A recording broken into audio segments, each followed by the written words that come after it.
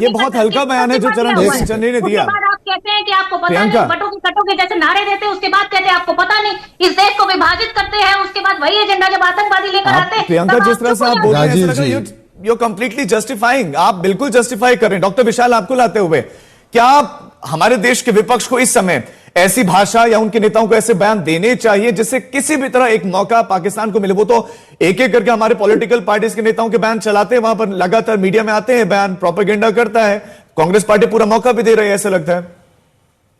तो राजीव जी, राष्ट्रीय सुरक्षा पर इस प्रकार की टिप्पणी बहुत ही ओछी और बहुत ही अवांछनीय है, बहुत ही दुखद है और बहुत ही दुर्भाग्य है। अभी चंद दिन नहीं गुजरे, पूरा देश इस दुर्दांत आतंकवादी कुकृत्य के प्रति रोष में है और इस प्रकार के बयान दिए जा रहे हैं। आखिर मुझे समझ में नहीं आता, अभी आपने चलाया था कि कहा जा रहा है कांग्रेस पार्टी के द्वारा कि उनका व्यक्तिगत बयान है। सवाल उठता है कि व्यक्तिगत बयान है, बार बार ऐसा बयान क्यों दिया जाता है?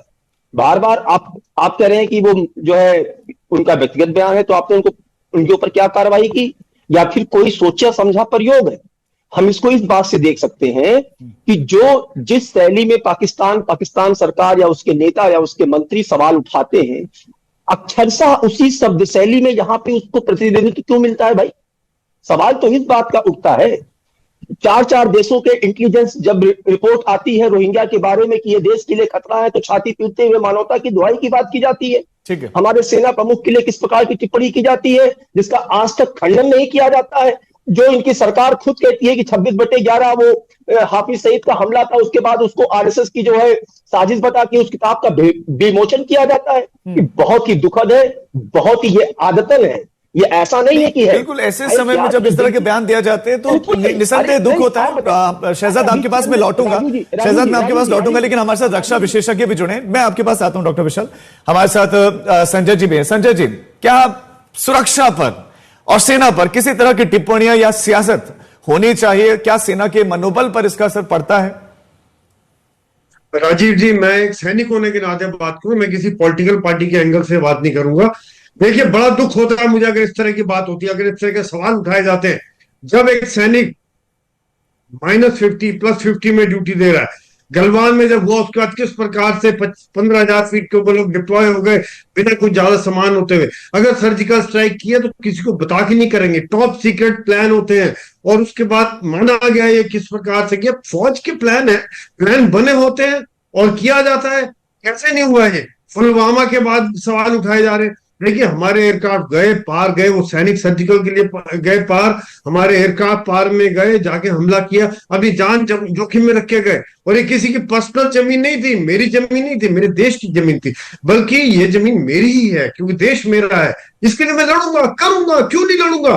तो इस तरह के बयानबाजी मेरे ख्याल से ये एक खास तौर से आने ही नहीं चाहिए, ये सोच ही नहीं होनी चाहिए। एक भरोसा रखे आप फौज के ऊपर कि आज जो फौज कर रही है वो करेगी। और दूसरी बात यह कि आज जो मैं बयान देख रहा था कि कब होगा, देखिए ये मोदी जी ने कह दिया, मैं पार्टी के पे नहीं जा रहा हूं, लेकिन उन्होंने कह दिया टारगेट, जगह और समय सेनाएं निर्णय लेके कहां पे करना है। ये एक बहुत बड़ी छूट हो जाती है, क्योंकि आज देखिए अगर हम कैंपों में हमला करें, आप खुद बताए, कोई बता देगा है ही नहीं, क्यों हम उनके पत्थरों में हमला करें। आज अगर फौज है तो वहां ये हम अपनी जगह सोच के समझ के करेंगे और ऐसी चोट देंगे। हमला जरूर करना है, इसमें कोई शक नहीं है मुझे, लेकिन हमला ऐसा हो कि इसकी चोट लगे, महसूस हो और नुकसान हो। क्योंकि ये बात बहुत क्लियर है कि आतंक के ऊपर हमला और जो आतंक को बढ़ावा दे रहे हैं उनके ऊपर हमला बहुत जरूरी है। बिल्कुल ऐसा अटैक होना चाहिए कि इम्पैक्ट उसका बड़ा हो। जी दिनेश जी भी हमारे साथ, उनके पास भी लौटूंगा, लेकिन इस बीच में एक बड़ी खबर दर्शकों को सबसे पहले दे देते हैं। प्रधानमंत्री मोदी से उमर अब्दुल्ला की मुलाकात होगी। थोड़ी ही देर में बताया जा रहा है कि जम्मू कश्मीर के मुख्यमंत्री उमर अब्दुल्ला प्रधानमंत्री नरेंद्र मोदी से मिलने वाले हैं। हमने फारूक अब्दुल्ला के भी बहुत सारे बयान सुने जो कि पहले वकालत करते थे कि पाकिस्तान के साथ बातचीत होनी चाहिए, लेकिन जब से ये घटना घटित हुई उनके सुर बिल्कुल बदले हुए हैं। सरकार के साथ में है, किस तरह की बातचीत के बाद में एक नाकारा मुल्क करें। और अब इस बीच में एक बड़ी खबर, जम्मू कश्मीर के मुख्यमंत्री उमर अब्दुल्ला प्रधानमंत्री नरेंद्र मोदी से मिलने वाले हैं। और पहलगाम में जो हमला हुआ, आतंकवादी हमले के बाद ये एक बड़ी मुलाकात है, ये उसके बाद पहली मुलाकात बताई जा रही है उनकी प्रधानमंत्री नरेंद्र मोदी के साथ। उमर अब्दुल्ला ने बयान दिए, इस घटना की निंदा भी की। उसके बाद से मुलाकात नहीं हुई थी प्रधानमंत्री के साथ। इस बीच में गृह मंत्री अमित शाह गए भी थे, उनका जम्मू कश्मीर का दौरा था। एनआईए के डीजी, तमाम जो पदाधिकारी हैं वो जम्मू कश्मीर में पहुंच रहे हैं। लेकिन इस बीच में अब उमर अब्दुल्ला की पहली मुलाकात होने वाली है। पहलगाम आतंकी हमले के बाद प्रधानमंत्री नरेंद्र मोदी से मिलेंगे। मीर फरीद हमारे संवाददाता हमारे साथ जुड़ गए। मीर, प्रधानमंत्री से बताया जा रहा है कि मिलने वाले हैं, क्या कुछ बातचीत हो सकती है दोनों में? जी, सूत्रों का माने तो अगले 10 से 20 मिनट में शायद उमर अब्दुल्ला जो हैं प्रधानमंत्री के जो ऑफिस है वहां पहुंचे और वहां पे उनकी मीटिंग होगी। सूत्र ये भी कह रहे हैं कि मीटिंग जो सुरक्षा की स्थिति है जम्मू कश्मीर की अभी पहलगाम अटैक के बाद, उस पे बातचीत होगी।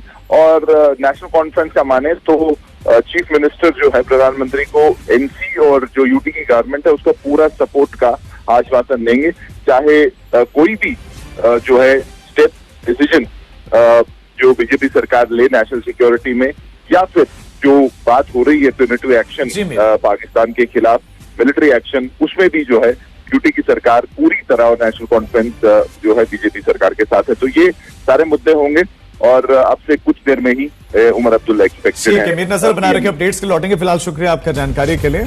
इंपॉर्टेंट मुलाकात है और नेशनल कॉन्फ्रेंस स्पष्ट कर चुकी है कि वो सरकार के साथ में है। चर्चा की ओर एक बार फिर से बढ़ते हैं। खास मेहमान लगातार हमारे साथ बने हुए हैं और अब दिनेश जी आपके पास आते हुए, जब सर्जिकल स्ट्राइक पर सवाल उठ रहे हो, उठाए जा रहे हो, और वो सर्जिकल स्ट्राइक जो कि पुलवामा हमले के बाद हुई, उसको तो काफी समय हो गया, अभी जो नई टेंशन बनी हुई है उसमें सर्जिकल स्ट्राइक के सबूत मांगना, यह कहना कि किसी ने देखी है क्या, ये कितना उचित आपको लगता है? Rajiv, thank you for calling me in your programme. मैं यहां से बात शुरू करना चाहूंगा कि हाँ, हर लोकतंत्र के अंदर कॉम्प्लिकेशंस होती है। शायद भारत के लोकतंत्र में काफी कॉम्प्लिकेशंस है, चैलेंजेस आ रखे हैं।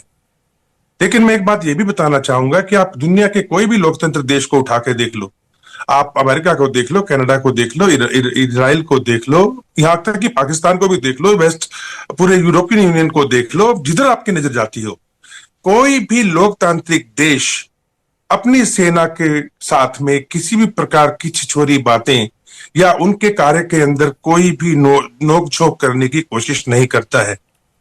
राजीव, कुछ फैशन सा बन गया है पिछले 3-4 दशकों के अंदर, खासकर 70 के बाद में। मैं अभी एक पार्टी की बात नहीं करूंगा, हम लोग पार्टी पक्ष से बिलोंग करते हैं। देखिए, 70s के अंदर अगर आप देखें तो उस टाइम हमारा डिफेंस पे कमीशन तोड़ करके हमें एक तरफ पटक के रख दिया। उसके बाद से लेके अब तक देखिएगा, आप ये कहते हैं कि हमारे जो भी एक्शंस हो रहे हैं, जो भी सरकार होएगी सेंटर में, हम उसका कहना मानेंगे, ये तो हमारा दायित्व है, it's a part of our duty. कोई भी सरकार हो, कल को कांग्रेस की होगी तो हम कांग्रेस की मांगेंगे, बीजेपी की सरकार की थोड़ी मानेंगे। आज बीजेपी है तो बीजेपी सरकार है, जो भी सरकार है, we are bound, duty bound, we are working under the president. तो हम लोग काम करते हैं अपना। लेकिन जिस प्रकार से बोला गया कि ये प्रूफ दो, ये करो, ये सर्जिकल स्ट्राइक, राजीव, पूरी एलओसी के ऊपर छोटी मोटी सर्जिकल स्ट्राइक आए दिन होती रहती हैं।